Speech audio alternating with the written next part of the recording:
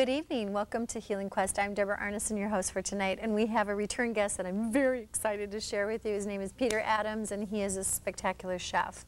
And Peter is here to share some great information with us about how to take care of yourself in your crazy busy lives, because hey, none of us have any time to cook for the most part, and if we do have time to cook, most of us don't know how to make it interesting or taste interesting and absolutely fabulous and delicious, more so than restaurant food. So, Peter, we want to welcome you back. Thank you for being here. Thank you. It's great to have you.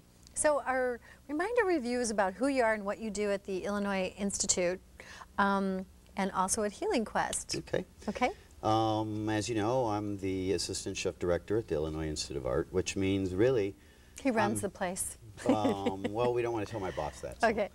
I'm a jack of all trades. I'm also an instructor, so I teach everything from students that come in to us with no skills to students that are into our bachelor's program. So they have a lot of advanced skills. And I also do all the running of the day-to-day operations. So I make sure everything runs and that we have food. So you're pretty busy. Without food, we don't have much of a school. Right. So yeah, I am a very busy person. So are you there full-time? I am there full-time. Okay. As I tell my students, if I'm not there by 6 a.m., then I probably got hit by a car. Right. 6 a.m. is your start time? Yeah. What's your end time? We have classes that run until 10 p.m. at night. Oh my gosh. Every day of the week, and some Saturdays. Oh my gosh. So we're pretty busy. So more and more people are trying to become, or are more interested in cooking and culinary skills and developing these. Culinary arts as a field has really exploded over the last few years, and there's a lot of reasons for that, and a lot of that has to do with, I think, something that you probably see a lot in your own field, and that is there's a lot of confusion. The Food Network has made people really excited. Right, about food. But one of the first things that we have to try to dispel our students of is that, unfortunately, not all of cooking has anything to do with Emeril's BAM. We don't garnish plates that way, at least not in professional food service. Got it. Although it does look kind of nice, I must say, at least on TV. Sure. So that's been a great help to us because it's encouraged a lot of people. But on the other hand, it makes it look very, very simple. And as I think your clients have seen, and the clients that I've helped work with you on have seen, it's kind of hard to put into real practice. It's not as easy as it looks, although we can make it seem easy. Right. Well, it is, you know, my cooking class I think is a breeze. You've done mine with me, right? So the whole idea is to make it simple, and the KISS principle, keep it simple and silly. Yep. Silly person. Yep. But you know, you have to. Otherwise people lose interest, and if it's too overwhelming, we're already all so overwhelmed in our lives, it's ridiculous. That's right. I mean, I think the hardest part about being a fabulous chef, such as yourself, is to, you know, you're so gifted and you're so talented. I'm not a chef, I'm a cook. You know, I like cooking. But as a chef, it's like, you know, you have this ability to take things and really cut it down to like the brass nuts of the whole thing and present it to people in a palatable way to where they're not intimidated. So that's the greatest thing about the way you teach, because I've watched you on your little walkabouts in your cooking classes. You're very gifted. Well, I appreciate that, and you're very kind to call me a fantastic chef. But you know, the term chef sometimes turns people off, and one of the first things that I do when I do the walkabouts or when I try to teach students of any type is try to dispel this notion. Really, a chef comes about through experience, and you're quite right. The chef part comes with the experience, and it is breaking it down into its component parts. But fundamentally, you know, I'm just a cook too. And I just started out as a cook too. Yeah. And as you'll remember, some time ago when I first walked through the doors of Healing Quest, I was confronted with some of those same issues too. It was the knowledge of how to implement nutrition as... And whole foods is the foundation. As the foundation for a different sort of life. Right. Well, you've come a long way, Peter. I have. You have, totally. So last time we talked about the cooking walkabouts. Tell us more about these, you know, why you love to do them, because you know so much. I mean, I just love what you share with our clients about sustainable agriculture and, you know, sustainable fisheries and things like that. But you bring to the table a lot more than I bring to the table, I think, personally, on sharing this and explaining these different things that are important to sustaining our culture as we know it today. So, I think being a chef and being an educator are two different things sometimes. And, you know, to be a good educator does not necessarily mean that you can be a good chef and vice versa. I kind of look at the walkabouts as kind of a captive audience. And this is a great opportunity for me to take some of what I know and pass it on to people. As you know, we try to work very closely with the people with organic foods and live foods and pass on to them how sustainable agriculture and sustainable aquaculture fits into their own diet and why that becomes important.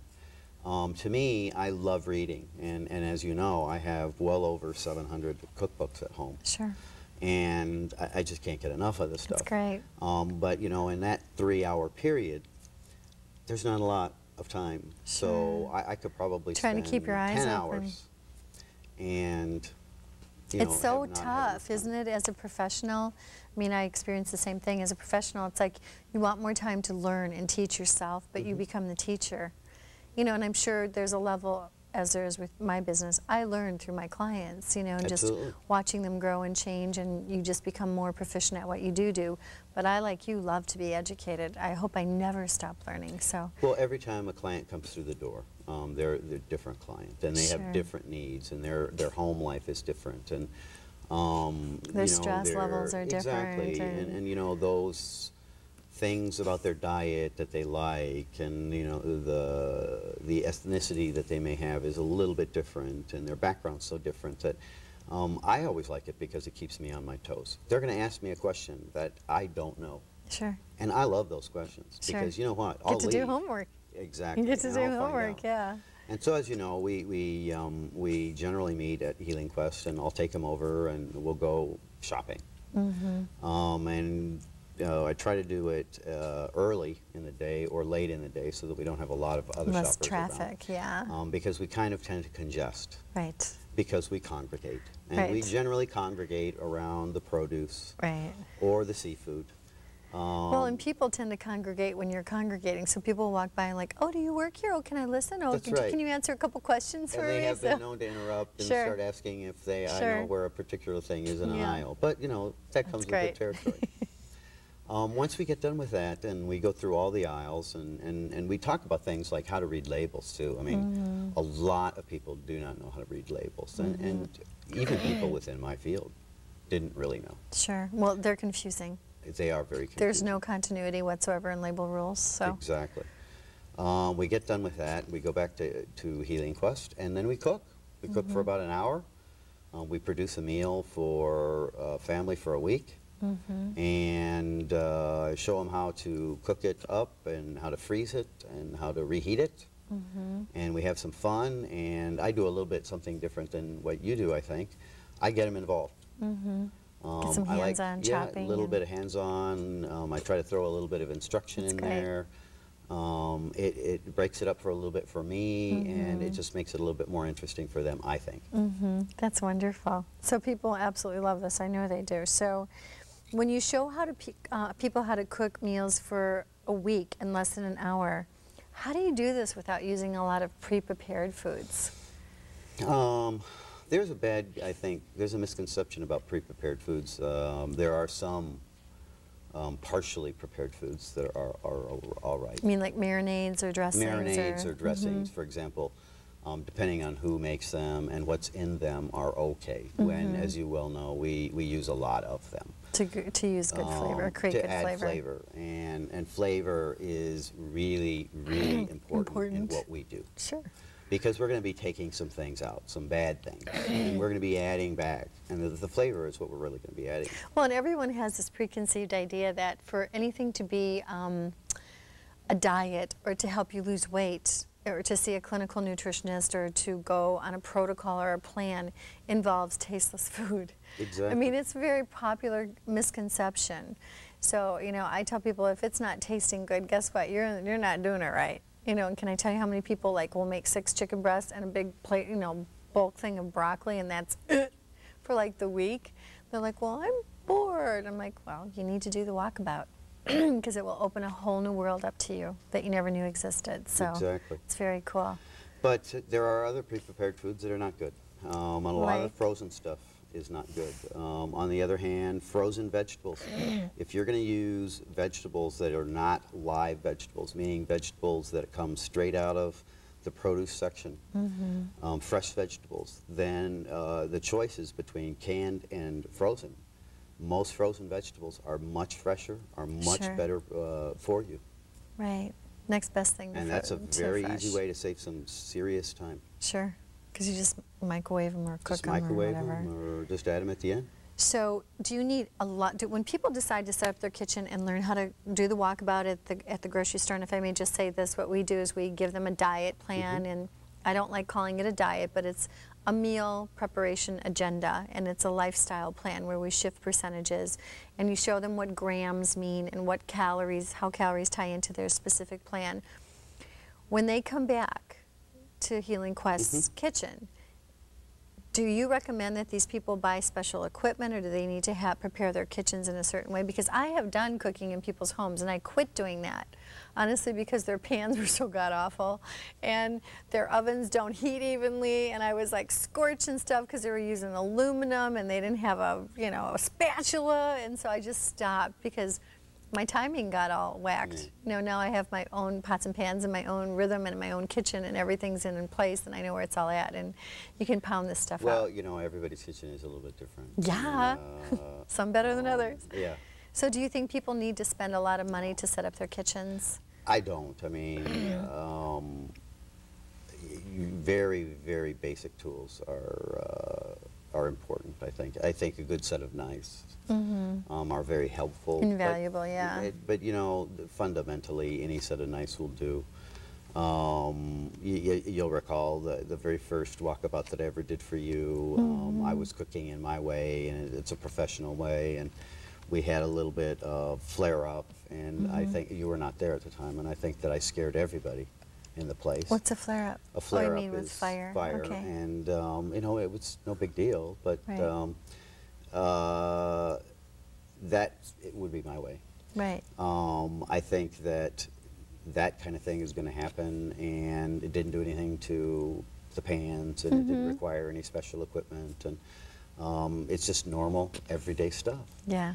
I don't use, when we do the walkabout, I don't use any of my special equipment. I mean, there's a lot of things out there that you could buy, a lot of very expensive tools, and you know, I come from an older generation where Ronco produced a lot of very time-consuming, you know, Sure. time-saving tools, the Sure. Roncomatic. Sure. But you know, I don't recommend using them. I just, even for my own cooking, I actually use a knife. I just use a knife, and that's when I do the walkabouts. That's pretty much what I do. So you're pretty focused, so it's easy for people to emulate. Very simple. Okay, you're a trained chef. Is it realistic for the average person to be able to learn how to do this with even just one cooking class, in your opinion? Yes, it is. Yeah. It's very simple. Okay. We try to break it down into very simple steps. Number one, it would not be so simple if we didn't really take people out and we didn't show them what to do. The whys and wheres, wherefores, yeah. If we put it into a cookbook and we said, hey, this is Read what you it. got to do, forget it. Isn't something like 80% of all the people on the planet, aren't they more visually oriented? Yeah, actually, Or you solidify it with visual? most people, a very large percentage of people are kinesthetic learners, meaning that they learn visually and with their hands. And so that's one of the reasons that I try to involve people in that process, because they're going to retain 60% more than people who just watch. Right. People who just read are going to retain about 10%. So we try to involve people in that process. Right. You get in there, you start doing it, you're going to remember. You're not just going to see how it is, you can Right. remember how it is. And it's very, very simple. Right. It is simple. It just takes like logical step-by-step thinking and observing. It's just basically chopping. It's chopping and plopping it and marinating it and cooking it, right? Yep. And not hanging on the phone and doing laundry while you're doing that. So you toast the stuff. Well, you know, you can probably do hang both on the if you phone get for good a little enough. while. Yeah, that's right.